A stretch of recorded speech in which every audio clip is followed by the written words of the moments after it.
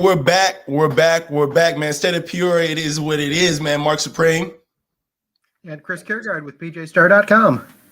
And so we are back with the State of Peoria, sponsored by State Farm agent Aaron Kaergard, located at 3805 North Sterling Avenue. Specializes in car, home insurance, life insurance, all the above. Get all the above if you ain't got all the above. And today in our fourth installment, we have the one and only Township Supervisor office candidates. And we're going to get into all that today. That's right. Our goal in this web series is to provide you with the information that you need to know about the candidates and the issues before you go to the polls. Early voting is open now ahead of the February 23rd primary. And we have joining us tonight, first incumbent Township Supervisor Frank Abdnour, and then challenger Latrina Leary. Frank, thank you for being with us tonight. Hello? Can you hear us all right? Can you hear us? I have no sound. Hello? No sound? Hello? Try now. How's it now? Can you hear us now? I can't hear anyone. Try unplugging. Try unplugging. Is that better? We're good. Can you hear us? Can you hear us, Frank? Hello? Yeah.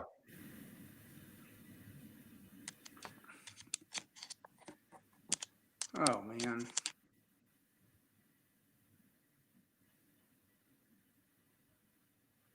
If you just now tuned in, we are with Frank Abdnour, Township Supervisor. We are going through him and Latrina Leary, speaking with them about their campaign for office, having some technical difficulties. We'll get to it in just a second.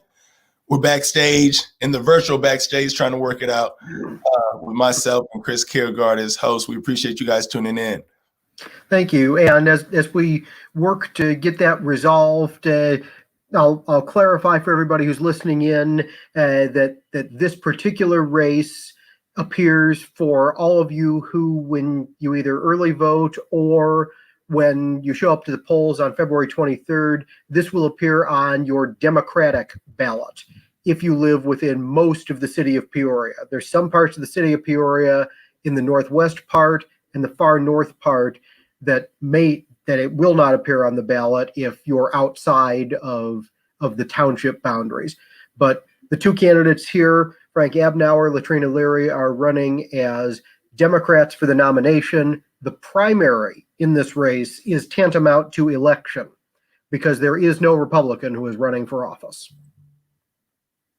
Indeed. Thanks for clearing that up. Also, early voting has already started, so you don't have to wait for election day for the primary. You can go as soon as tomorrow, and I believe they're open until 5 o'clock over on Brandywine.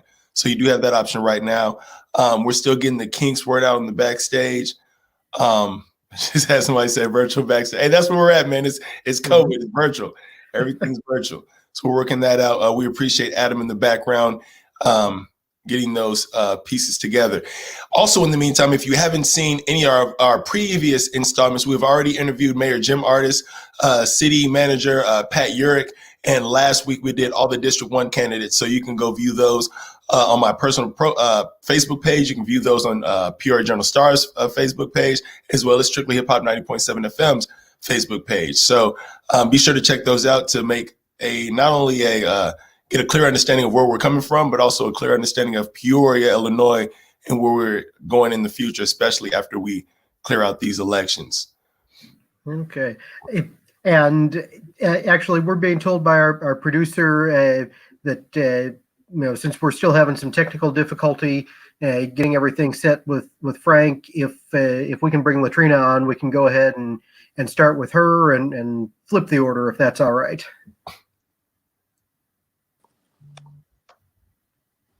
Okay, well, we're here. Latrina Leary, candidate for Township Supervisor of Peoria, Illinois. Latrina Leary, how are you doing? I'm doing well. Yourself? Well, thank you for asking. Yes. You hear Chris? I can hear her, yes. Okay. Okay, cool. Cool. So yeah, we appreciate you sitting for this interview for the Peoria Township Supervisor. Before we get started, you have the benefit and the burden of little name recognition, not having held previous office before. And at the same token, the office that you're running for has little name recognition at the same time. Who is Latrina Leary? Who is Latrina Leary? I am Latrina Leary. I think that's a name that you're going to become very familiar with here real soon after the election. When I become Peoria's next Township Supervisor with your votes. I'm a lifelong resident here in Peoria, Illinois. I lived on the south end of town, in particular in the Peoria housing projects in a single parent home with 10 siblings. So I am one of 11 children. And so I always bring that up because this office means a lot to me. It actually resonates very well with me because I understand hardships and I understand struggle. And so the reason why I say that this office, when I bring this up, this office actually is there to help and assist people that are enduring hardships and struggles. And it's actually there to help the poorest of members or residents within our communities, to help them, to assist with them with whatever resources they may need. So why are you running for Township Supervisor? What do you deem is wrong with the way the township is run currently? I am running because as I've gotten older, or I do a lot of community service, and I do a lot of outreach, and I'm very active in my community. And the more that I am out in my community and doing things, I get a lot of feedback. And part of that is because I want to give back to my community. There is a population within our city that is often unheard, overlooked, and underserved. And this office is solely there just for that. And so I realized that, the office used to be something totally different, and it's not the way that it used to be. And I would like to get back to that. Real quick, what do you mean it's not the office that it used to be? What do you mean by that? All right. So I'm going to give you a little bit of history. This office was it's been around since the early 1900s. But I will go back as far as 1953. So in 1953, the township supervisor at the time was Zach Monroe. So people of a certain age, that name might resonate more with people. I wasn't quite familiar with it, but I know people in generation ahead of mine and so forth are very familiar with the Zach Monroe building, or that's what it was called. They didn't call that office the Township Relief. They called it the Zach Monroe. And the reason why they called it that is because that office, Zach Monroe actually was a township supervisor for 40 years. So from 1953 until 1993, he was a township supervisor. But I do know that he had a very good reputation, and that office had a very good reputation for providing help and assistance to some of the poorest in our communities. And then shortly after that, after he did 10 terms in office, we had Joe Whalen, I believe is his name. And he was our township supervisor for the next 24 years. So we're going back since 1953. There have only been 3 township supervisors. It is now 2021. And we've only had 3 township supervisors since 1953. Once Zach Monroe, the era of Zach Monroe, once that ended, the morale of that office had kind of gone down. You don't hear, actually, that's when you start hearing the least about that office. The things that, you would think that, with someone being in office for 24 years, you would hear a lot of feedback. A lot of people would know that office because, this person ran in this, that, and the other. One of the things that I realized is that you can't even find information on him in this office. If you do, you have to do a lot of digging. And I think that we lost that morale of what that office is supposed to be. When you're there in a position that is supposed to help people, people should know where to go. They should know who our public officials are. And so since then, I think that kind of carried on into the last 4 years, because people still are not aware of the office unless they are connected with politics or know that that office is actually ran by a public official who is voted into office. And so your primary concern, it sounds like, is that people that are in need don't realize or have any inkling on where to get the help because the office hasn't made itself visible enough to the people in need?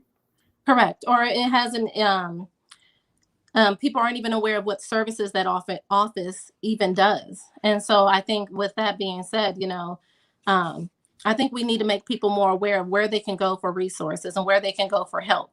And I don't think that is being done as often, or I don't think it's being done the way that, it could be. It's 2021. There is a lot of ways to connect with people. There are a lot of ways to, get a hold of people, to get out information. And I think that, there's no reason for this office to have the limited amount of communication with those who need help. Talk about what you would do differently within the budget that you've got to improve that outreach. What should the township supervisor or the office itself be doing specifically that it's not doing now? Well, first and foremost, one of the things that I think that the office should be doing is being more involved in our communities. I don't think that, we are seeing, and we're even lacking that in just regular other offices as well, is that public officials, when you're a public official, you are there to serve the public, and that in itself.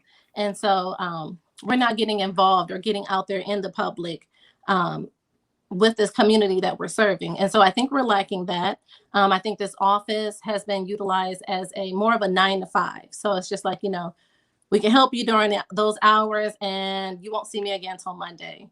I think that, with tax-paying dollars, we're paying our taxes, and we should be seeing more of our public servants in the office. I think we should also be able to be creative in how we are reaching out to the residents, collaborating more with things that are going on with other organizations in our community. I think that would be vital as well. And so, you won't just see me in my office or, at the township relief office, but you can also, see me, show up for, a community event. I don't think that's too hard to ask. You may see me be more interactive in social media. So that way people know that, I'm still looking out for you. I'm still there for you. And that right there in itself does not cost you any additional dollars. As far as the budget goes, right now, I think that the budget is kind of the hot topic in this office. Right now, what I've been noticing is that the budget has been lowered little by little each year. But you don't see that the request for help lowering at all, especially with the hit of COVID. You've been seeing a lot more people getting out and reaching out to try to find help or assistance because they've lost their jobs or been displaced or, various reasons. And so those are just some of the things, in a nutshell, I feel that, could be done and it doesn't cost a lot. Right now, I think with the budget that we have, I think that it just shouldn't be lowered. There isn't a little bit of a surplus in that office, so we should be utilizing the resources that we have to help people, help as many people as we can. But with that being said, I don't want people to be under the illusion that I am going to go into office and just completely, utilize all of the funds and misuse it. You do have to be fiscally responsible while doing it as well. I want to ask you a philosophical question about this office too, which fundamentally boils down to this. Should this office exist as an elective office? If the job is to provide those resources, that assistance to the people who are in the greatest need in the community, why does that need a separate elected official, a separate government entity making a substantial amount of pay to do so, rather than being consolidated and simply running those operations out of city government rather than township government? What's the value in having an elected official in that position rather than somebody appointed? Okay, well, you pointed out two very good things. The first thing first, we should have this office as an elected official. I think that taxpayers are paying their tax dollars, so they should be able to have a voice in how the money is utilized in that office. But that only works if we are getting the right people in that office and utilizing those funds properly. I do not think that we should combine the township with the regular city funds. You guys been doing, a lot of interviews, and we've realized that one of the hot topics is that the city has a deficit. And so I feel that, if we were to lump in there, we would just kind of get lost. I think that the city has a lot going on right now that it needs to get its ducks in a row before they can tackle anything else. And the township alone has the ability to help a group of people to focus on that. And I don't think that we need to change that at all. Okay. And what about the pay for the position? Recognizing that that's already been set for the next 4 years. Mm-hmm. Do you feel like, given what the office does, the number of staff in the office that are there, that being paid $96,000 a year is an appropriate amount for this? Or do you think that the salary should be greater, less? I think the salary actually, and this is even before, my opponent actually entered the race. That salary had been set with, I believe it was increased to that amount while Joe Whalen was in office. Mm-hmm. So, as I mentioned before, and I don't have a lot of resources to tell you, what was going on in the office. It's kind of hard to track, to see what was going on in that office, to say, hey, this, that, and the other was going on in this office, and so we deserve X amount of money. But I do believe if you apply yourself and utilize your resources and utilize that office to its fullest potential, it is worth that amount of money. But like I said, we have to see it. The residents have to see it. The constituents who are voting for, paying their taxes need to see it. And so, as long as the township supervisor is serving its position to this fullest potential, I don't think that there's I don't think there's a reason to increase it, but I think that it's okay where it's at. We just have to see where the money is being, what we're putting this money to. You mentioned earlier, general assistance to the needy serves as the township's primary responsibility. How do you plan to identify the people that need these resources? How does one do that? Well, can you hear me? Yeah. I'm sorry, you got a little choppy in the end. No problem. So general assistance to those in need serves as the township's primary responsibility. You mentioned being more visible and everything, but how do you plan to identify the people that need these resources the most? Oh, simple. There's people that, well, first and foremost, I will say that, there's 2 zip codes within the city limits that this office utilizes a lot of their allocates a lot of their resources to. So we're talking 61605 and 61603. Just go in those areas.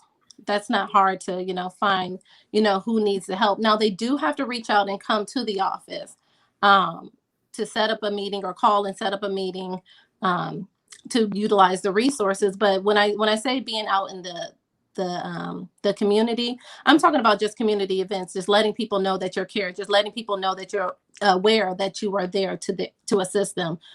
Just to, word of mouth it doesn't cost anything to, inform people about, hey, I'm at, this particular, organization, nonprofit organization, helping out, or, reaching out, if you guys need anything, here's some, literature on, let us know. And I know a lot of people are referred there too from other nonprofit organizations.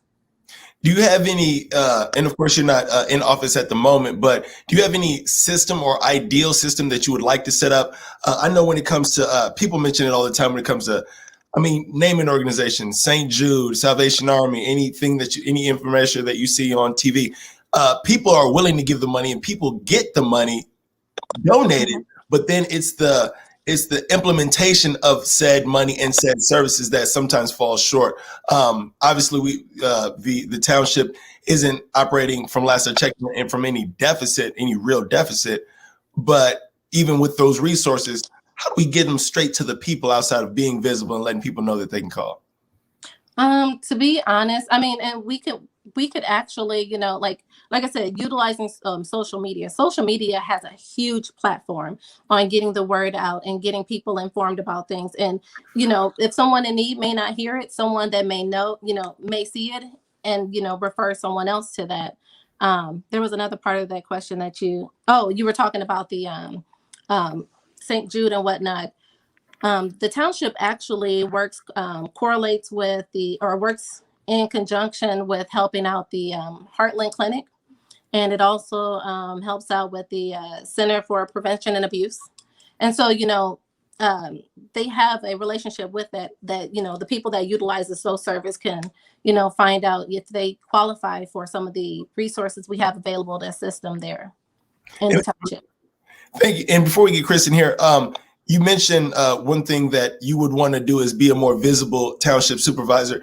But when it comes to the way that the office is run currently, do you feel like those resources are not really getting to the citizens that need them most? Do you think that there's a demographic out there that might be getting short-sighted when it comes to those resources? Does that question make sense? Well, I'll say this: the office is helping people, but I feel like the office has potential to help more. I'll just use this as an example. Our budget, or not our, because it wasn't my budget. The budget was decreased $41,000 in the last year for this fiscal year. And I was looking at that and I thought that was a little peculiar. First and foremost, we have the hit of COVID. So anybody that knows anybody knows that COVID affected all of us. Hence why we're sitting here doing this interview over Zoom. Also, $41,000 may not sound like a lot of money, but when you look at that, you're talking about the difference between, let's say, the emergency assistance. You're talking about 68 families that could have been affected, that could have utilized that money. You're talking about 102 single parent or single homes that, there's one person living there, that those resources could have been allocated to. So we have potential to help more people. So it's not like the office isn't helping people. They are, but I feel that it has potential to help more. Okay. What other either not-for-profit agencies out there or other community groups do you think really need to be added into the outreach that the office already does? You cited a couple of major ones in the community that the outreach is done with already to help connect people who need the services to get the services. What other ones do you think ought to be reached out to or incorporated into that work? Well, I think that you can utilize any of them, all of them. You may not be able to allocate funds to them, but the way that I envision the office is working cohesively with other networks, and they currently are. I do know that, with the general assistance, you do require some of the programs of people that are able to work, or they are required to do community service. And one of those things that they do is a GED program. And so, the township is, correlates with, a GED program. I'm pretty sure there's other, like networking that you may utilize, but we don't really work cohesively with the other organizations. And so, I mean, like, to be honest, you can work with any of them. Okay. Another big issue that's been in the news with the township office in particular is the actual physical office, which is, as you know, there's been discussion about a new location that they're moving to at the top of Main Street Hill rather than being downtown, just down the street from the old ICC building there. What do you think about that move? Since if you're elected, you would be inheriting new office space as well as the office itself. Well, with that being said, the ball has already been rolling. It has been approved. Actually, just last night, the contractors have been approved through the board of trustees. Mhm. So there's really nothing that I can say it is where it is. It's going to be at 427 Main Street. Mhm. So there's nothing you can change about that. There are some renovations that will be taking place in that location just to get it up to par, to get that office up and running. Is it what I'm asking though is does that move make sense? Is that a better place for it? On the bluff, closer to the neighborhoods. Did it make more sense to have it be downtown, even though the decision has been made? I'm asking your opinion on that decision. Well, I think the move was necessary. I think the move was long overdue. I think that, we should have seen this a long time ago, but we're seeing it now. I think that the location is okay. So I'm okay with the locations. There are some kinks about the location that I'm a little apprehensive about, just because upon the approval of purchasing this location, there were a lot of unanswered questions that I felt should have been answered at the time that, in a couple of months ago in the city hall meeting, that they approved of the purchase of this place. And so what I mean by that, just to go in a little bit of detail, is the location that it will be currently moved to, it does allow parking. So that way you're not doing, worried about the hustle and bustle of downtown. But we will be only utilizing only half of that building and renovating only half of that building. And it has not been approved, or no one really knows or has a set plan of how to utilize the other portion of the building. And my thing is that, the township is paying for the whole thing. So we need to figure out a way to use that collectively, whether there's another nonprofit in there that we can work directly side by side with. There are some kinks in there that they have, that has to be set in stone, as far as, statutes, laws and whatnot that we have to abide by as well. And so there was a lot of unanswered questions about that, but the city was okay to just roll with it and then figure it out later. So I'm a little apprehensive about that, but you know what, that gives us an opportunity to, as I said, with this office, you can do a whole lot more with it, and we can potentially, do that. I mean, with that part of the office being open, that means that we have to be open to ideas to utilize that office to its fullest potential. There have been some other townships in the region, and I'm thinking of Pekin Township in particular, that has gone out and solicited or received donations from outside entities. Sometimes it's a political figure, sometimes it's other groups beyond that, and they run other programs that don't have to do necessarily with township relief funds. They run a Thanksgiving meal, they run a Christmas meal for seniors and the needy. Is that the kind of thing that Peoria ought to be doing, or should it stick to the fundamentals of using all of its effort and staffing and energy for the single purpose that it's got in front of it? I'm glad you asked that question. I actually thought about that as well. And so what I did was I looked into other townships just to see ways that we can, magnify our impact on the community as well, as far as helping people. There were certain things that were created to try to help the community, essentially. There's some townships that provide, that have toiletries on hand, rather than, here in Peoria, with our township, we provide a voucher to receive, to get those toiletries. There's also a community bulletin board. I think that's a magnificent idea. Why not have a bulletin board that anybody can come in, whether you are able to utilize the resources of the township, or you just need help and you do not qualify for the resources that, the township has to offer because you don't meet the requirements. With that bulletin board, we can utilize that to things that are going on in the community, things that, that they can probably reach out to. I think that's an excellent idea. And that's another way to, to be in tune with the rest of the community. I've also seen that, around wintertime, there are some townships that collect blankets to keep warm. And, we're talking like little things that we could do that can actually impact the community more than we can imagine.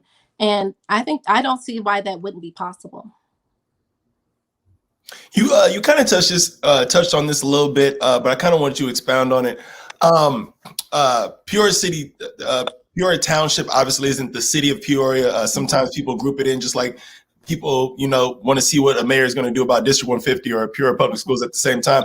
But at the same time, we're all within, in the same community. So with regards to the state of that Peoria is in, the 24/7 article and everything that comes along with it, obviously the 24/7 article mentioned 61605 area code by name. What do you intend to do or how do you intend to work alongside city officials to help push Peoria forward as a whole? Well, for one, I think that, with the Peoria, the city hall, I think they kind of leave it hands off. They kind of step away. They feel that, the township is doing their thing. The township is okay. The township isn't having any struggle. But what I think that because of that, they're not as in tune or aware of some of the details of what's going on in the township, or, just kind of, building a better relationship with the township. You mentioned 61605, that's a hot topic right now in this election. And why is that? We have the township, it helps people with little to no income, right?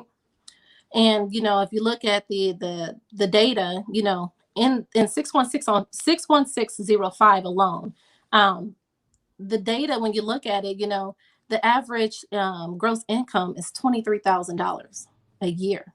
This is pre-tax. And so, that the issues are there, the poverty level is there, but we need to be paying more attention to that. I don't see why, the township is not more active in those parts of town that could potentially help people.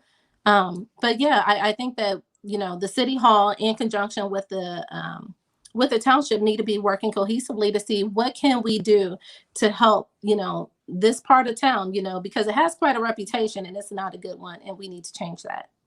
A lot of people blame the 24/7 article directly on City Hall, directly on the mayor, directly on the city manager. But with the task that the township supervisor is charged to carry out, would you surmise that 24/7 article in the place where Peoria is just currently at the moment with regard to that zip code, do you feel the township supervisor office is in part to blame for the overall look of the city? I don't think that it's the overall blame for the overall look on the city, because the township actually doesn't make any actual executive decisions about what's being brought into those communities. The only thing that the township is there to do is to provide assistance for those who need it. And so they have no say on, the roads and the infrastructure and all of that. They have no say in that.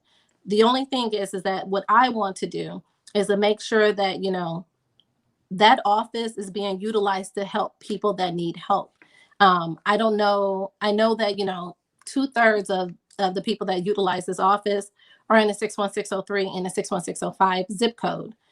So we know that, those are the people that need help. But I think that, I don't think that the township is to blame as to why other local government officials are making the decisions.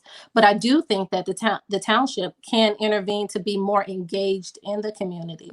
But yeah, that's pretty much it. It's been reported by a variety of outlets, not only from Peoria, but statewide, nationwide, that Black and brown people are the people most at risk and most susceptible to COVID, dying from COVID, getting infected, everything like that.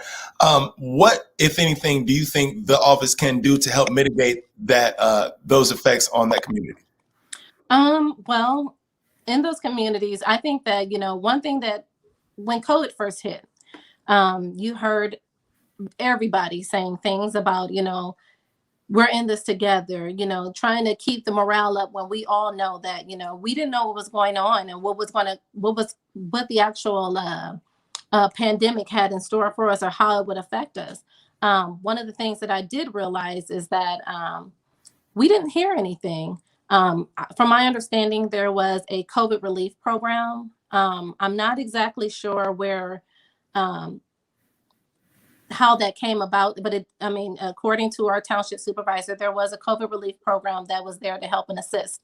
The only thing about that is that how do we go about the outreach on that? How do we inform people about, that assistance was there?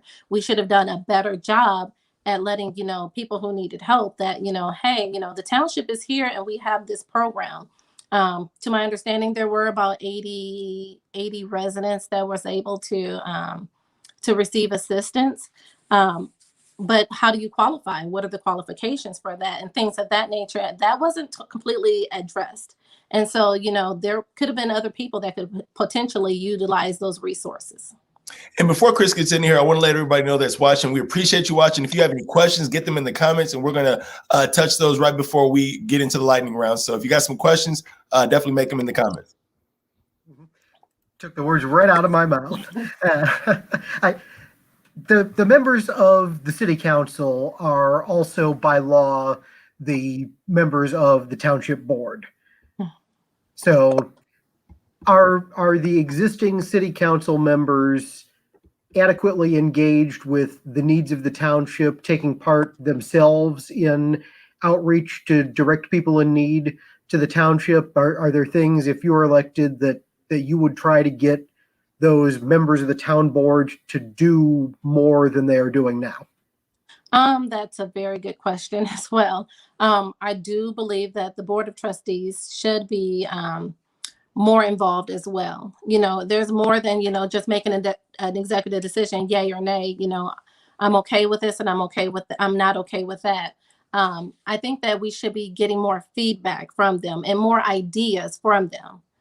So I think that they should be more utilizing a more hands-on approach as well with the township for those who are a part of the Board of Trustees. Okay. And I'll remind our listeners that they are also paid to be members of the Township Board of Trustees as well as members of the City Council. You vote them in for both because of the way Illinois law works. So how would you go about working with 11 different egos there to get them more involved in township affairs? Well, you know what? That question, I feel that is a voter's question. When we get elected official, and in here, we want the best person for the job. I do think that we do need to hold them all accountable for doing the job that they're supposed to do. As far as working cohesively, everybody has different personalities. Everyone, works a separate way. So, getting to know them on a personal level, just to get some of their ideas of what they have done or what they can do or what they can potentially do. I think that, just building a relationship with them and, keeping each other informed on ways that we can improve the township will be the best approach. And so, like I said, everybody's not the same, and everyone has different ideas, but, we take, all of our ideas and put it together. And I think that, we can come up with some great things if we work cohesively together. Okay. I'm going to toss it back to Marc for any of the questions that we have in the live, and then to move on to the lightning round from there. I'm not seeing any questions in the live, but we can move on to lightning round, given that we are at almost 40 minutes. If anybody throws in anything, we can get on the back end. This is almost an introduction for a lot of people for Township Supervisor at the same time. But so we'll jump into the lightning round. So what this is, Latrina, if you've watched any of the previous ones, it's rapid fire question, asking and answering. It's either or it's just head on, just answer the question. Mm-hmm. All right. So I'm going to give you a minute and a half. And of course, this lightning round is sponsored by McCall Law Offices located at 1225 North Street, where they focus on personal injury, family law, and criminal defense. You can call for a consultation at 309-948-5908. Are you ready? Yeah, I'm ready. I'm going to volume up. Hold on so you can hear this buzzer. Okay, boom. Jagged Edge or Jodeci? Ooh, Jagged Edge. The beach or the mountains? Beach. Apple or Android? Apple. Flats or drums? Oh, flats. Ugh, I hate drums. Old Mall or New Mall? Old Mall. Heels or sneakers? Sneakers. Mariah Carey or Janet Jackson? Janet. Jay-Z or Nas? Ooh. Nas. Wine or whiskey? Neither. I don't drink. Xbox or PlayStation? Oh, neither. I don't play games. Favorite local restaurant? Rum burgers. I just had some the other day. NBA or NFL? NBA. Math or science? Math. Red or blue? Blue. Favorite movie? Oh. Oh goodness. Coming to America. Favorite street to drive down in Peoria? I'm sorry. Favorite street to drive down in Peoria? All of them. Okay. You know what? I'm going to put it. Let's do university. Who do you endorse for mayor? The best candidate for the job, because I know they'll get it done. And you beat it with 2 seconds left to go. You ain't gonna give us a. Me and Chris are like we're 0 for 6 now on mayor. We're 1 for 4. We only you're right. The only You're person right. that answered the question was the mayor. So I mean, that's where we're at. Okay. Latrina, thanks for being with us today. We really appreciate it. Well, thanks for having me. I appreciate you guys utilizing your platform and letting me, let people, get to know who Latrina is. Definitely. Thanks for coming on. And we're going to bid you farewell and bring Frank on.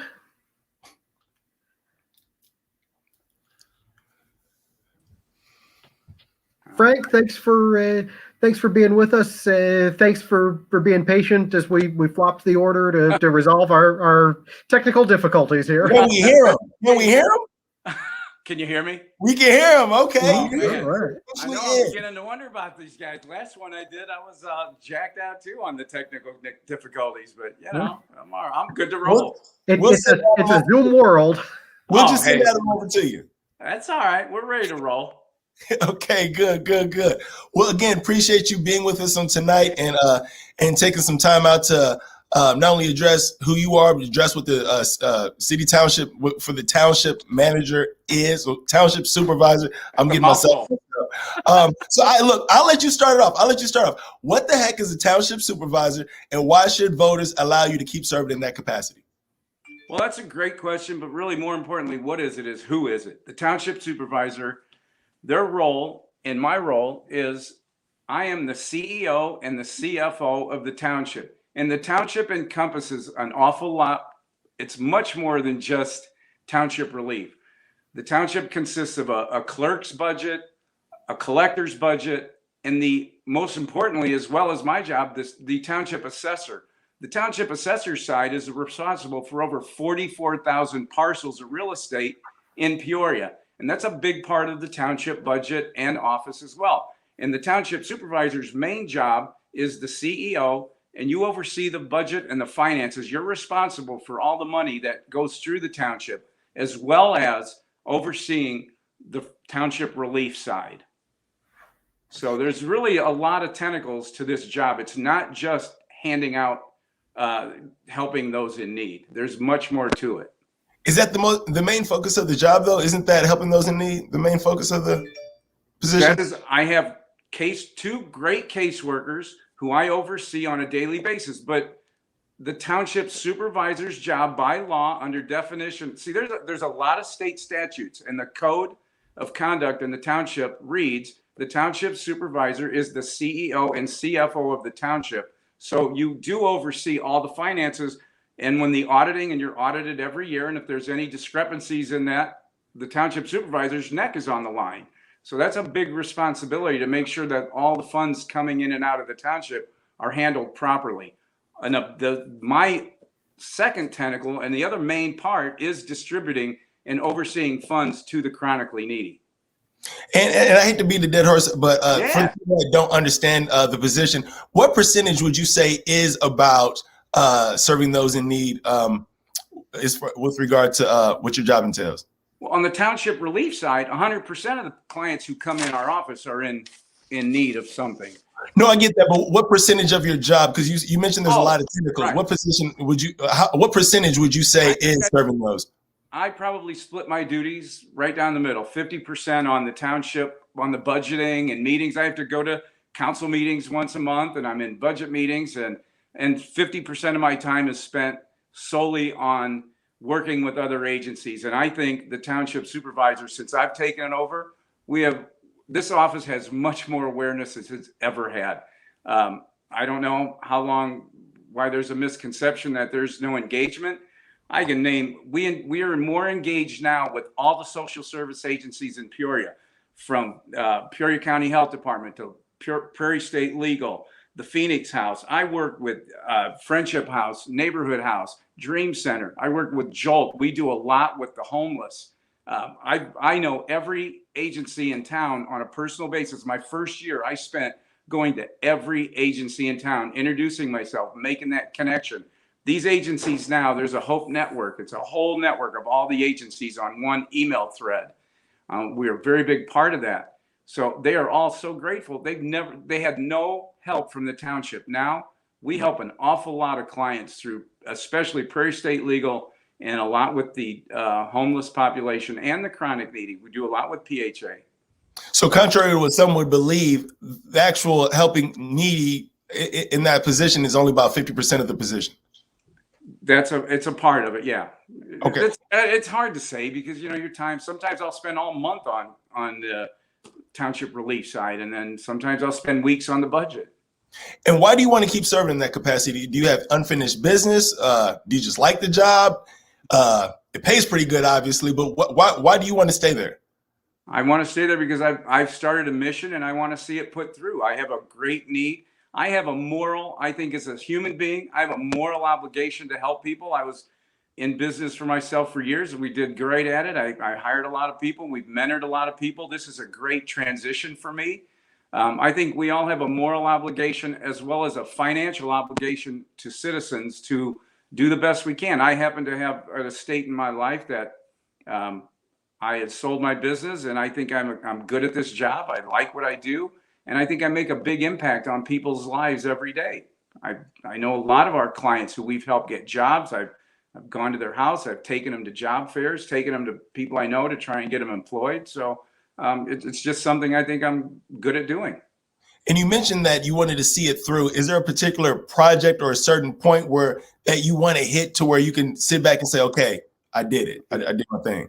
Yeah, I'd like to, as I'm sure you mentioned earlier, we had purchased a building and I'd like to see this through. And it's very exciting to me. And there's a lot of things going on there. And I don't know, I'll get into that later, I'm sure, or do you want to get into it now? But yeah, I want to fill that. I've got some projects I'm working on with agencies that I think we can expand upon.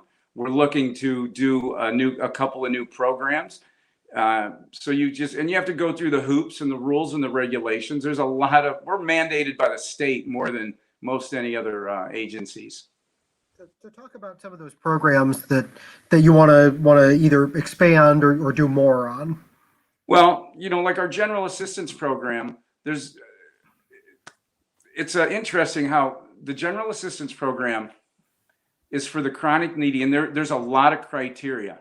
I don't think people quite understand. You can't just open up and help everybody who walks in.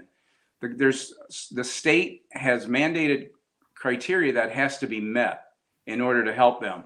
So we're trying to expand in other areas around that so we can help other groups.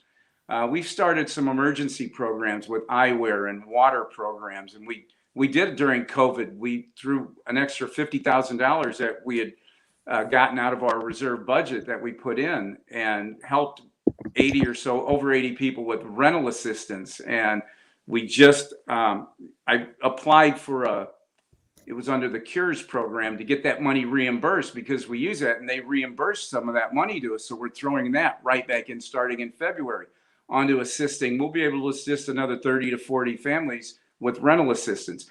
I want to get into this new building and I want to start some other programs. Now we have to work through the trustees. I can make suggestions. The trustees have to approve them. I would like to look at the township getting into I think there's a great void for low to moderate income seniors. They have nowhere to go. If you're a low income or moderate income senior, you have nowhere, you can't afford a health club. This new building we're in, there's a lot of space there. I've worked with some organizations who are very interested. They will take care of the renovations. They will pay the utilities. We can join forces. Now, there are other agencies. We can't just choose one. I have to put out a flyer and offer it to everyone. So we're going to have an application and see what organization will best fit. But I think this new building is going to create so many more opportunities for our clients. And the assessor side. The assessor has a big group, and I don't like to speak for him because I don't know his, I don't get into his department that much, but his clients, which are, anyone who owns a home and they need a tax freeze on their real estate tax freeze or a homestead exemption. This will be much easier for them to get into, and it'll be able to expand we are so tight in this building we're in. I don't like having crowds in our building right now because of the situation we're in, the pandemic. We are so cramped for space. We're going to have a classroom here that's going to help with computers, so our clients no longer have to pick up an application and go to the library and use a computer. They can use it here. My caseworkers will help them fill out their application and do all the diligence to make it easier on them to qualify for this program. About the outreach portion of that, particularly with the social service agencies that you work with the availability for the extra funds that you're able to plow in through the CARES Act reimbursement, right back into helping another round of people. Mm-hmm. What sort of ways have you done the outreach to let people know about that? And what other ways do you think can maybe be innovated in another term to try to improve or extend that outreach? Well, when I first walked in this office, the culture was, we don't want anybody to know what we're doing, keep a low profile, just do our job and go home. Chris, you may know me from years, I'm a high personality. I've owned a restaurant. I'm very engaged in this community. You don't run a successful restaurant without getting to know people and getting involved in your community.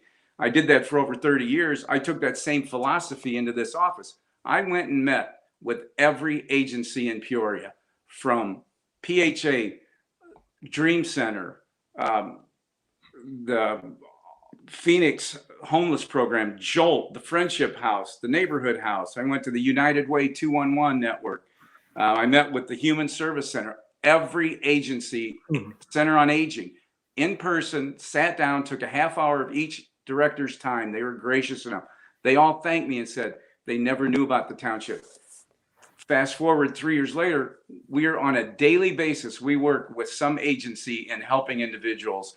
We don't have a lot of people come in our office. There are other townships that do things differently, but we're so crammed for space, especially during the pandemic. We would just assume help other agencies get their needs to the clients who are in need. Okay. So it's more working with them than it is trying to do direct outreach to individuals to let them know what services are available.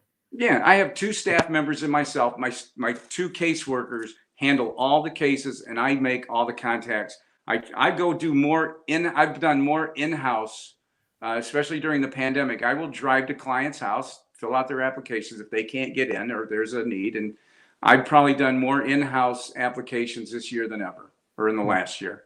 Okay. But before I hand it back, I want to ask you, because you made reference to the new building and the additional space there, the opportunity for more access and more programming. Beyond that, why is that space, that building, better than the space you're in downtown? It seems like downtown is a pretty central location. Okay.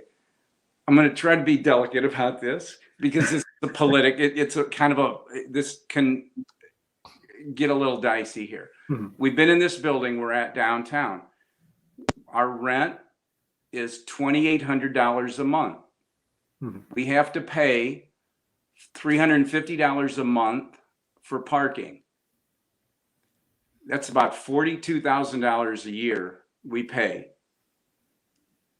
We had money in our reserves, and the money in the reserves were in no way earmarked for clients. You could not use that money if you wanted to because of the statutes and the way the budget is arranged.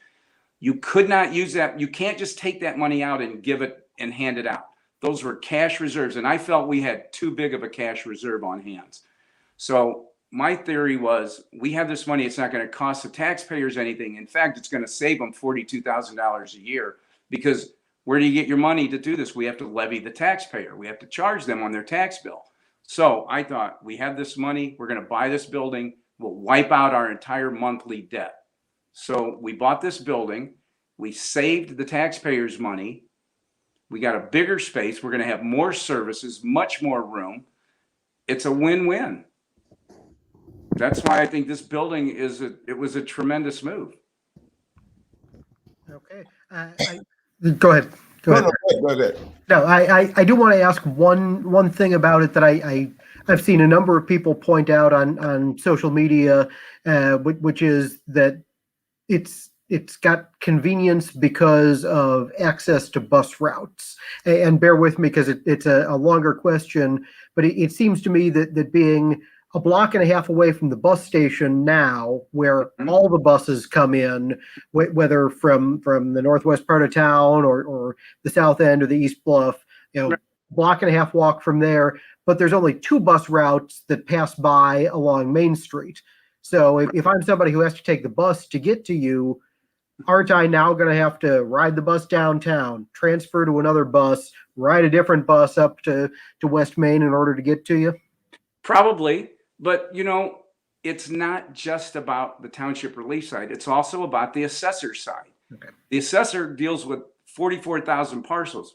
It's a balance of the whole office together. So every property owner who owns real estate and they need to come see the assessor, this was the worst building for them. The parking was horrible. And my clients, a lot of my clients drive too. We do, a lot of our clients drive. We do over 100 emergency clients a month, to help with Ameren and water and housing and other things. But our general assistance clients, it may be, we offer bus passes.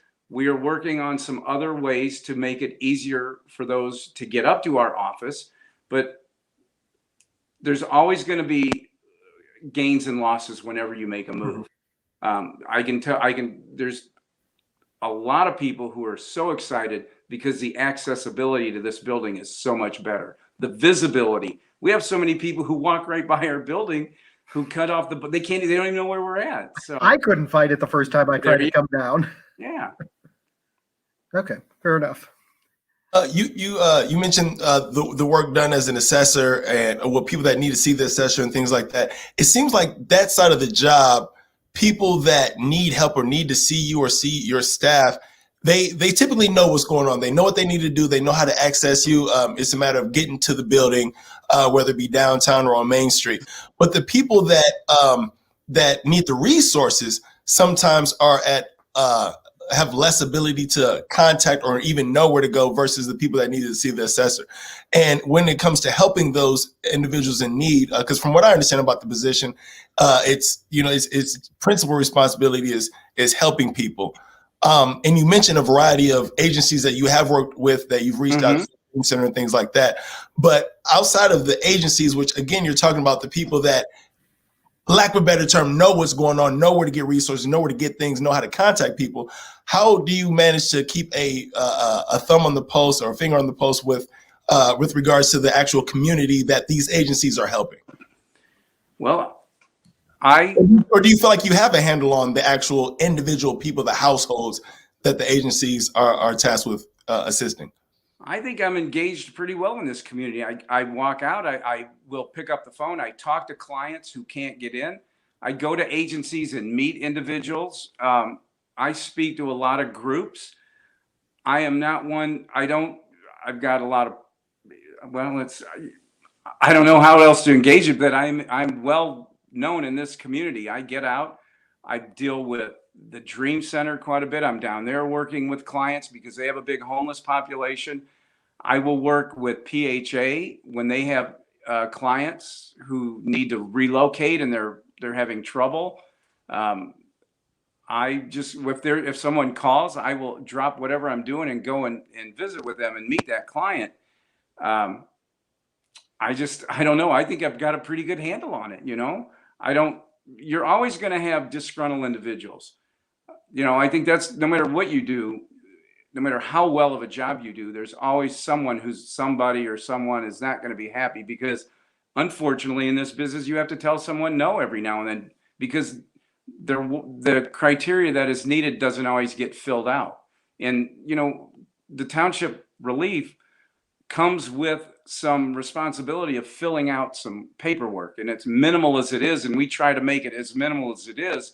There are certain state statutes we are mandated to have, and I cannot force somebody to do them, but I'm trying to engage with all these different agencies and individuals as best I can. I'm out every day visiting people. I am not one to sit in that office. I'm a very kind of OCD individual. I can't sit anywhere very long. That's why I was really good in the restaurant business. Yeah, and of course, and that makes sense. I think what I'm getting at is just your familiarity and people's familiarity with you when it comes to individuals and households on the ground level. When we talk about people on the south end, people in 61605, 61603, like people, would you say that what would you say you've done in the last 4 years that allowed you to familiarize yourself with the daily lives and struggles of people living in those communities? Well, I've engaged at the East Bluff Community Center. That's kind of where I went to grade school when I was a kid, and it's kind of got a soft spot with me. We do a turkey drive every year. I engage at the Dream Center. I help down at the Friendship House. I'll be there Friday cooking lunch, serving all the individuals, as many as up to 100 I hope we can serve. I do that at the Dream Center. I've worked at the Southside Mission. I engage with as many individuals and groups as I can. A lot of time I've got some things that require me to be at my home a lot too at times, but I just don't feel by putting your face out there. I mean, there's a lot that's done behind the scenes. Most of the heavy lifting is done by people behind the scenes, not just the ones out taking photo ops. That's not, I don't believe that gets much accomplished except for your own self. I see somebody, I'll get back to Chris after this one. I see someone in the comments, and by the way, if you guys got comments, definitely questions or comments, drop them in the comments and we can definitely get to those. I know somebody in the comments talking about just the accessibility of the office, or not knowing about what the office is or how they qualify and things like that. Okay. Just a quick snapshot. How do people get a hold of you? How do people get a hold of the office? What is the process in getting in touch with you guys and seeking out those assistance and resources? We have a webpage. It's PeoriaTownship.com or .org. You go on our website. You can download an application. We just put that feature on there because during the pandemic, if people didn't want to get out, I thought, well, let's let them download an application. It gives you every criteria, what you need and what you don't need, the qualifications. Our website, we spent a lot of time upgrading that because everyone has a phone. It's very accessible. All the information you need to qualify and the information you need about Township is on our webpage. Call us. You can call us at 674-8237. We're there every day, Monday through Friday. The phones are always answered. We never, by state law, we cannot, this is kind of off the track here, but by state mandate, we can never turn down a client. Even if we don't have the money to service them, we have to find the money. By state mandate, we cannot turn someone down for general assistance as long as they meet the criteria. So we have never turned anyone down, and I try to make that as accessible as I can. Our building is kind of hidden. That is, even if you take the bus down there, it is a hidden place. But all the information is on our website. Okay. Let me ask you this, because the members of the city council are, as you've dealt with for the last 4 years, also by statute the members of the town board, whether they live within the township boundaries or not. But and I want to get an assessment from you of how engaged those people are on township business on a regular basis. How often are you hearing from members of your town board outside of the monthly meeting? Well, I can say I probably heard for them more in the last 2 years than ever. I get a lot. I've gotten several emails in this last month from council members, from people who are needing assistance and they don't know who to turn, and they just send these big blank emails out, and the trustees turn them over to me, and We always respond to them, but the engagement with the council or the trustees, it isn't real involved because, we aren't a policy writing session. All our policy is written out of Springfield. The township policies and rules and regulation come out of Springfield. The trustees are honestly, by definition, they are just the auditors of the books. They don't write policy. They can have a yay or nay say over a few things, but even the building we bought, township law is such a unique law that I don't know if you're aware of this. When we bought the building, you could only buy real estate in a township once a year. And it's at the annual town meeting. It's the only time that the township is allowed to buy real estate. And this is what's so beautiful about township government, because by law, everybody who shows up at that meeting, if you're a registered voter, you have a vote. You can say yay or nay to the township buying that building. There weren't 11 voters who voted on that, us buying that building. There was over 50. So there were 50 citizens who could cast a vote. Their vote meant as much as anyone sitting around that horseshoe. Besides voting yay or nay, how many of them participated in that meeting, though? Who? How many of the citizens spoke up? I've sat in those city council meetings, and you tend not to get. That wasn't a city council meeting. That was an annual town meeting. In the annual town meeting, everyone voted. Yes, voted because they were all registered. But did they speak on the issue? Did they debate the issue, or?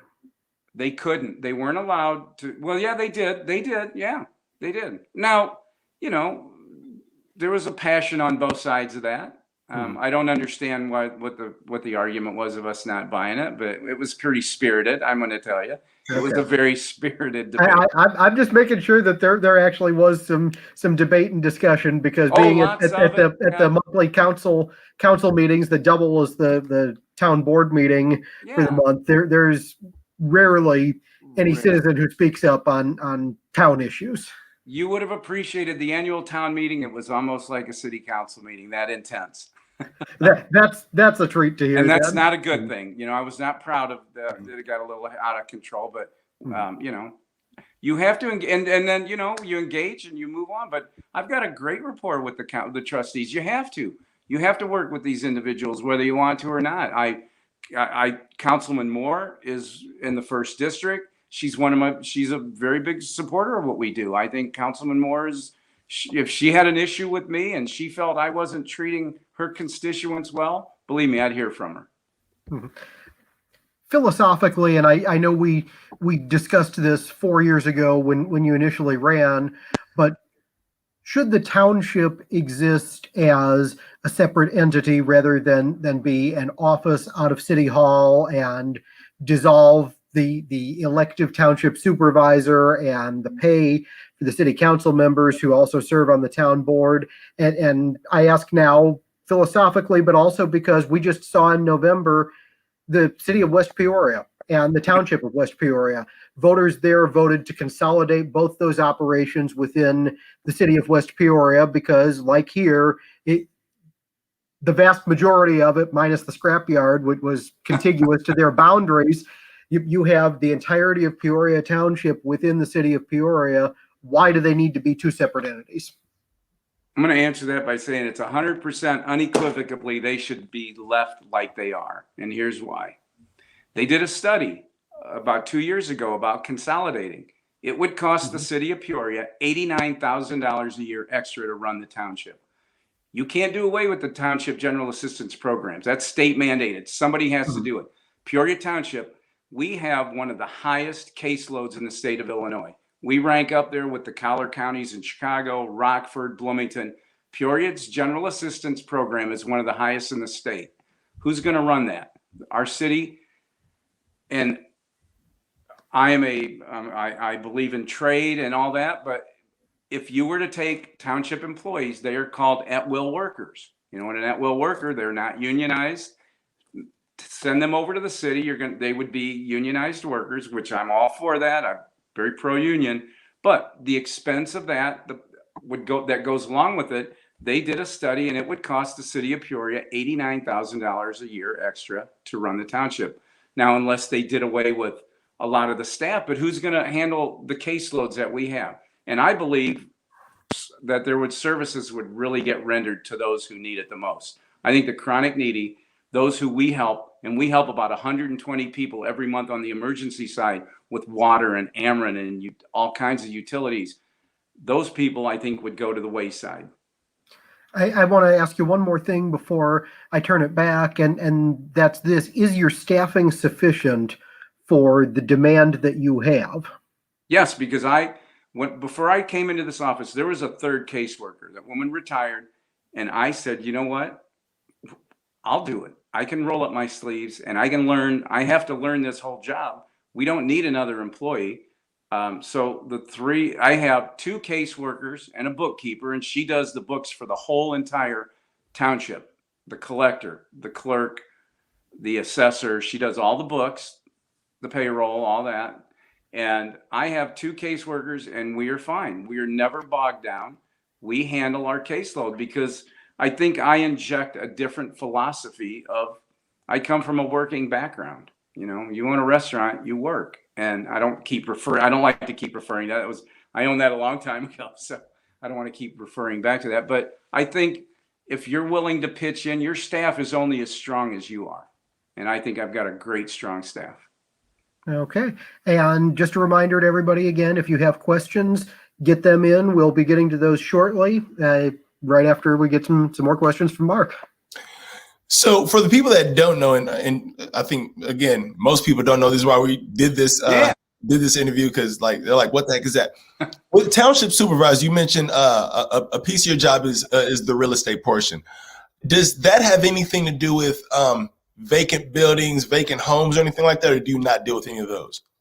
No, I'm not going to talk too much about the assessor because I am not an assessor by any means. But what the assessor does is he sets the assessed value of your real estate. That's his main job, is to set the estimated evaluation, the estimated value of assessment on your land. So what you pay in real estate taxes every year, what the value of your house, that's kind of what his office does. They do residential and both commercial, and they have a big job. That's a lot of parcels, 44,000 parcels that they oversee. So yeah. With and again, like I asked in the last interview, obviously township, city, you guys are separate. Chris just mentioned or asked, how do you feel about consolidating the two? And you definitely said no. Is there anything, if anything, what would you want to do, or what could you do, or what have you done to work alongside city government or those officials to kind of pull Peoria out of the hole that it's in, just statewide and almost, hitting national news on several occasions?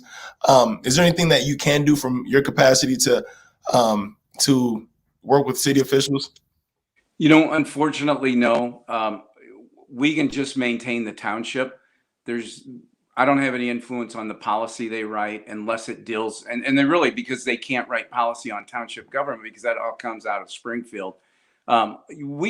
My goal with the trustees is just to have a good civil working relationship with them. So if there is something, and like buying this building, it was a little intense at times, but we have a good, even the ones who I argued with, at the end of the day, everybody's good with it. They're all good with it, but we just try and be better human beings.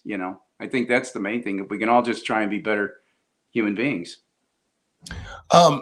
Your opponent in this race had the burden and the benefit of no political experience, has no name at all. Right. You carry the burden and benefit of being in office and having a name and already being known. Back in 2017, your Democratic primary opponent, you beat him out, Harvey Burnett, but he endorsed your Republican opponent, Dan Sullivan, citing that he was more qualified. Right. At that time, how did you take that? And looking back, how do you think you've done? Oh man, that's water off the back. It's politics, that's okay. I think I don't get bothered by that stuff. I'm focused on what I need to get done. The job at hand is helping individuals who are in dire need, and that's my main job. The criticism. You own a restaurant, you can criticize every day. I can take that, and I think I'll let the voters. Actually, at the end of the day, the voters are the ones who are going to speak whether I do a good job or not. And I think you have to have a good balance of you have to be aware of the clients you serve and their needs. That's got to be one of the main things. And you have to have an obligation to the individuals who fund this through real estate tax. We are only funded through real estate tax dollars. That is our only source of revenue. So I think, a kind of roundabout way to answer your question, but at the end of the day, I'm all right with who I am. Is there anything that concerns you as far as how the city is being run, given that you guys are funded through real estate dollars? Obviously, the more people that own homes, the better off everybody is. Is there anything that bothers you about Peoria or the state that Peoria is in, that whether you can fix it or not, that you just like to see improve from a city hall standpoint or from a township standpoint? Well, I'd like to see from a city standpoint that we all could just, try to work a little more equitable and be more civil to one another, and try to work on creating more jobs here and being a little more diverse and having more equity throughout this city. And we need to keep a focus on our real estate taxes too, and make home ownership more available. That's why I'm so proud of the fact that we've increased our services at the township by over 27%, while this is the tax levy on the township side is the lowest it's been in 20 years. I don't know too many governing bodies who can lower their tax levy and increase their services by 27%. As far as increasing home ownership and just, as you mentioned, equity and everything like that, how do you surmise we do that from a city standpoint? If I knew how to do that, I'd be running for mayor. Fair enough. Yeah. Why didn't you? What? Oh man, that's a real good question. But you know what? Because I want to finish what I'm doing here. I really enjoy this job. I think I'm good at this job. I want to complete this mission that I'm on with this new project. I really want to complete this. And 6 candidates would be a crowd. We do have a couple questions. One comes from Myron. He says, "Why is the budget getting smaller each year?" The budget is getting smaller is because when I took this office over, there was so much in cash reserves that I felt we needed to lower that. You need to have cash on hands because you are mandated to help individuals regardless how many people come in that office if they qualify. But I didn't feel we needed to have that much cash reserves. You cannot take those cash reserves out and just hand them out to people. That is against the state statutes. It's against the budgeting. It's not how fund balanced accounting works. So I figured we are going to draw down on our reserves, which drew down on the budget. So, and that entailed drew down on the tax levy. But we never, ever reduced services. And we've always increased them. Every year I've been in here, we have increased services. We are at an all-time high on the energy side. We're helping over 2,000 people a year here at this office on the emergency side. And the energy side is the emergency side. I'm sorry. The emergency side. Okay.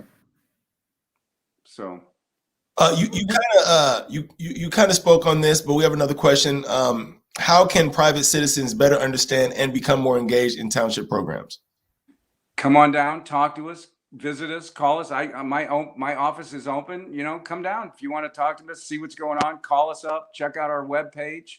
Come to one of our town meetings. Once we get into this new building, we're going to have the luxury of having a little more space so we can have some gatherings. Hopefully the pandemic will loosen up. Even without the pandemic, the office we were in, it was just so small. You couldn't have people in that office, very many people. So we're going to have a lot more outreach programs and a lot more engagement in this new building. Okay, Chris.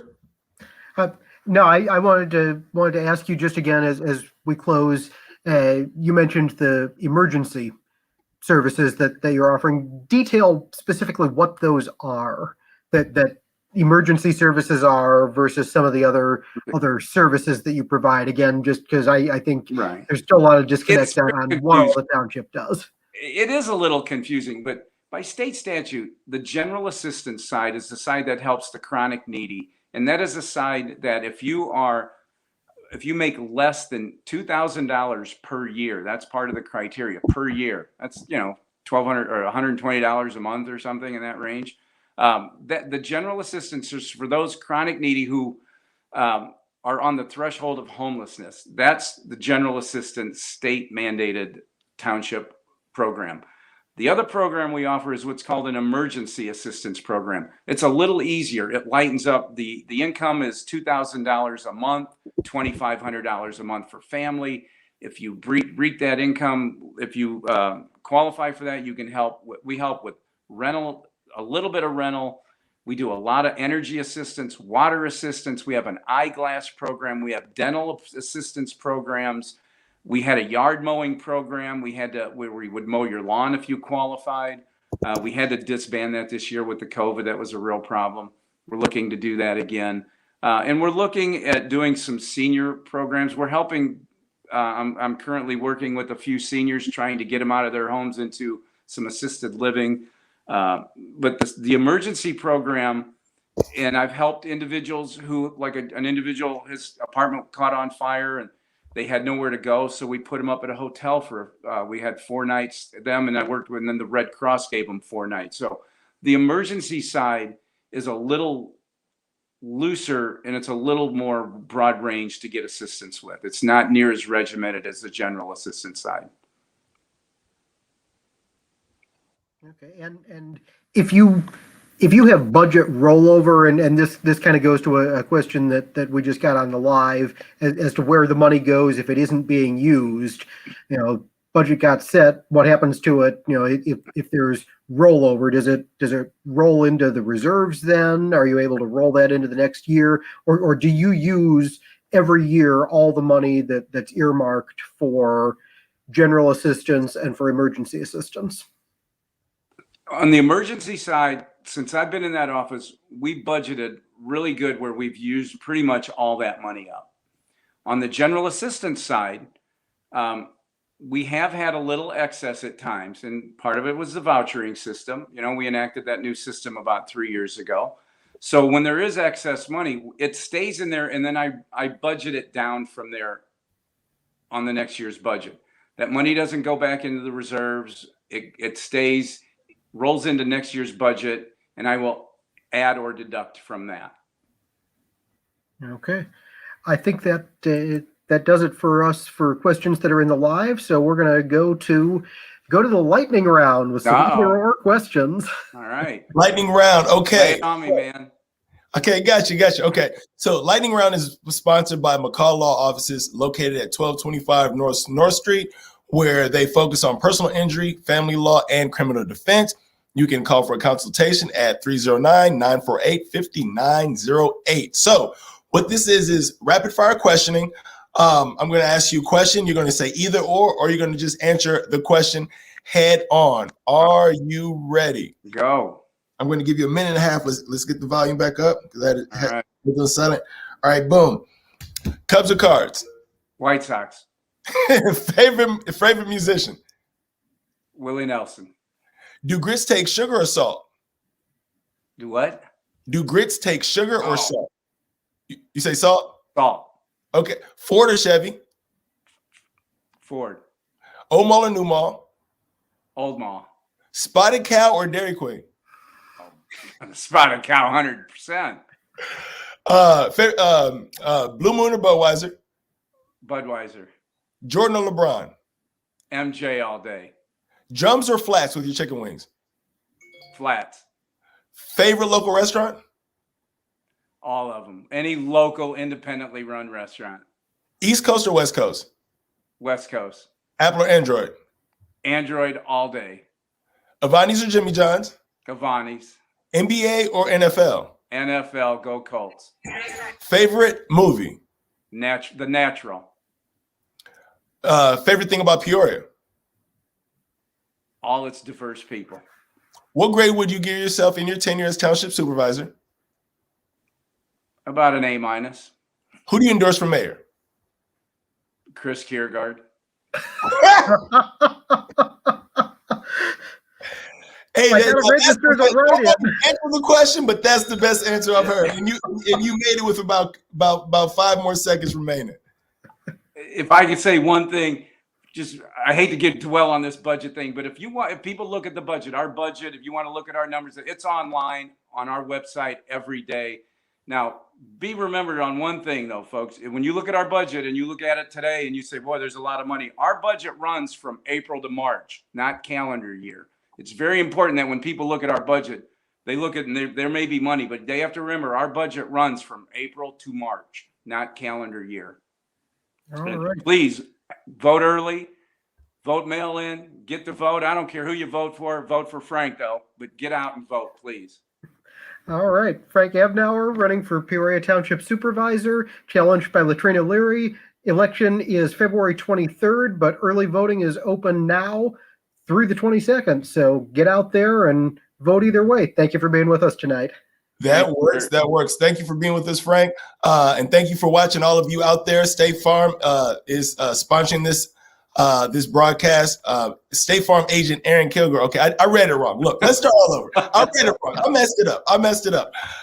But State of Peoria is sponsored by State Farm agent Aaron Kaergard, located at 3805 North Sterling Avenue, where he specializes in car, home, and life insurance. Hope you got all three. And stay tuned for next week because we got a good one for you. We have Rita Ali and Sid Ruck Regal up next. So that is going to be the one. Special programming note for that, everybody. For all of you who are dedicated watchers, that is Monday night next week rather than Wednesday. So we'll see you sooner. Indeed, indeed. Frank, we appreciate your time. Thank you so much for having me. Thank you. Have a good night.